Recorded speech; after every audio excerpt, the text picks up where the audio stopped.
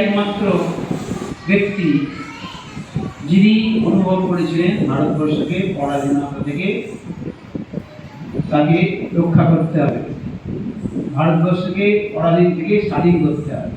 এর আগে আর কোনো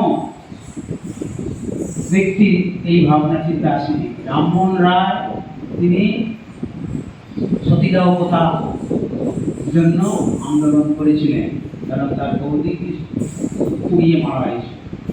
আর বিদ্যাসাগর তিনি বিধবা বিবাহ নিয়ে আন্দোলন করেছিলেন।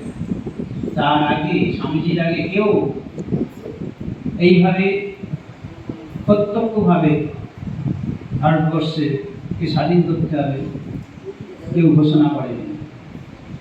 স্বামীজি যখন আমেরিকা থেকে ফিরে এলেন তখন স্বামীজিকে অনেকেই জিজ্ঞাসা করেছিল, আপনার এত শক্তি, এত বীরত্ব, এত ব্যক্তিত্ব, আপনি কেন এই স্বাধীনতা সংগ্রামে যোগদান করছেন না, স্বাধীনতা আন্দোলনে আপনি যোগদান করছেন না কেন? স্বামীজি তাদের ভাব বুঝতে পেরে বললেন, তোমরা কি চাইছো স্বাধীনতা? স্বাধীনতা আমি এখনই দিতে পারবো। পারবে রক্ষা করতে? মানুষ তো তার বেশিরভাগ মানুষ তো কীটদাসের মধ্যে জীবনযাপন করছে।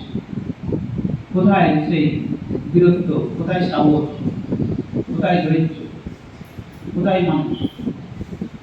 স্বামীজি বললেন আগামী 50 বছরের মধ্যে স্বাধীনতা আসবে।